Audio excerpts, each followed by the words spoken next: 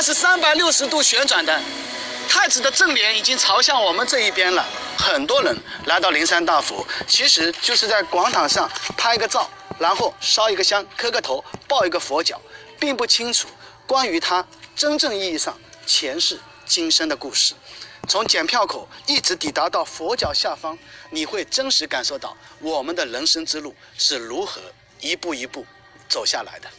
大门一进来就可以看到上面灵山圣境4个字，而在我身边还有4个字，如来如愿。我看到好多朋友来到这边都会跟他打卡，您来了以后也记得在这边跟这4个字合一张影。如来这2个字我们非常的熟悉，尤其是《西游记》的普及，看到释迦牟尼了经常会说如来佛祖。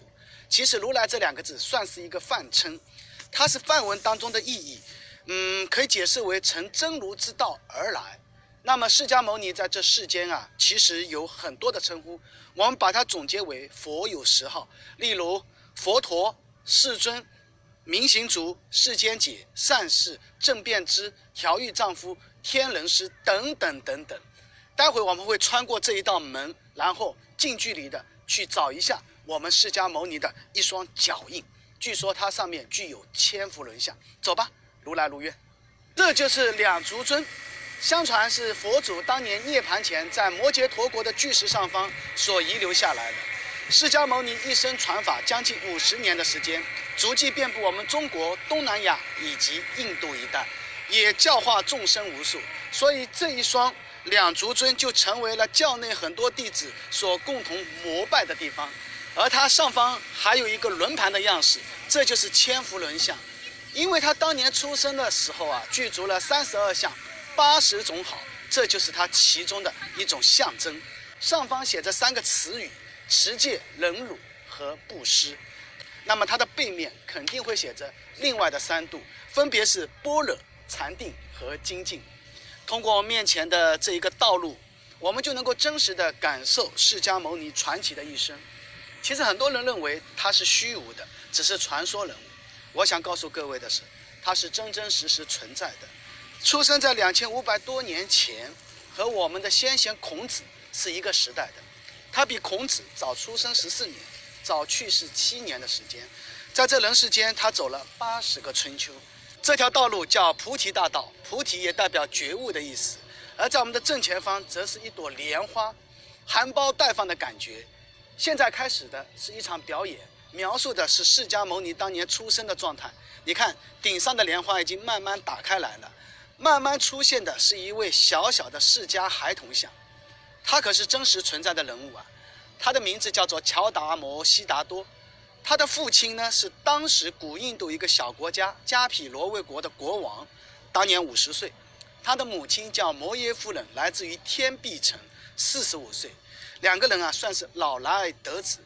当得知摩耶夫人怀孕的时候，依照当时古印度的传统，是必须要回娘家生产的。当时摩耶夫人经过的是一处花园，叫蓝毗尼花园。当她抵达到蓝毗尼花园的时候，忽然间发现两边长满了很漂亮的无忧花，于是伸手就去摘。这一摘啊，不得了，就动了胎气，而他的儿子就这样在野外生产下来了。换算成中国的农历4月初8，就是他出生的日子，被称为浴佛节。而现在所展示的就是九龙为他沐浴的一种状况，而且两边还有8位飞天仙女，当时是天女散花。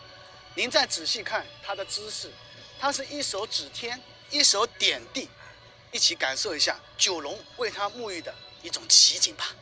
你看，它是360度旋转的，太子的正脸已经朝向我们这一边了。说实话，看到这个场景的时候，我内心当中是非常感动的，能够想象到当时他给苦难的社会带来的是怎样的一道光明。而这一朵莲花看上去好像像莲花，你会发现它上面大，下面大，中间是凹陷的，像一个腰鼓形状的，而且在底部还有4大天王。其实它就是佛教当中常说的须弥山。而在小太子这尊像前方，在他的背后，则是我们高高的灵山大佛，看着自己一步一步成为了觉悟者。悉达多太子应该是非常富有的，因为未来江山都是属于他的。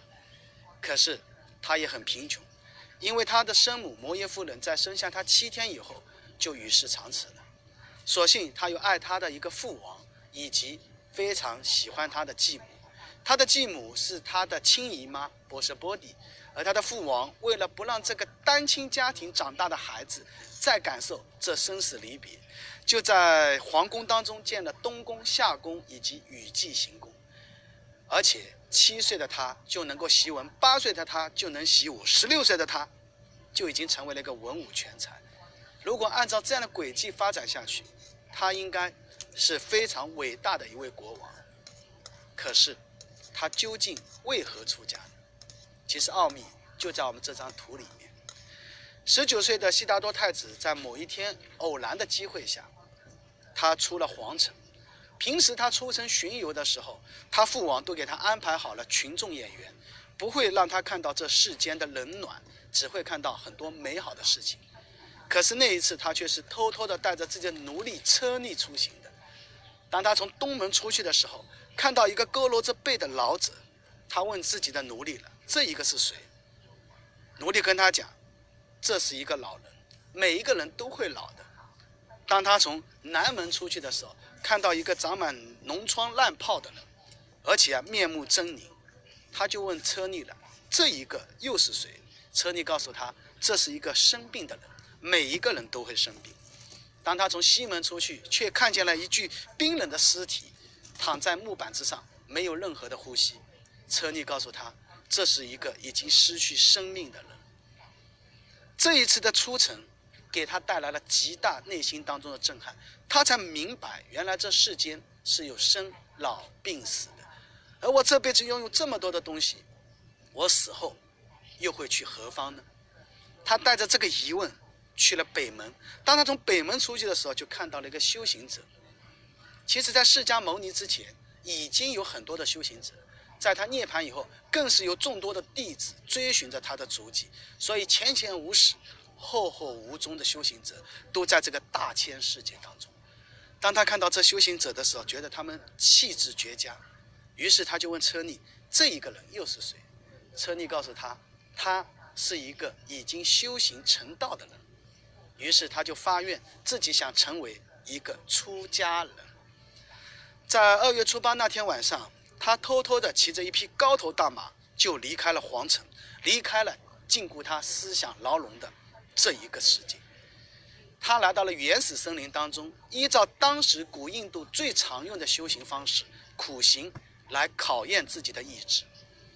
父王当得知自己的孩子决意出家的时候，无可奈何，就派了5个侍卫去侍奉他。这5个人本来是去劝他的，对吧？结果看到太子坚定的意志以后，他们竟然跟着他一起出家了。于是他就由1个人变成了6个人。他们当时就用了极端的苦行方式。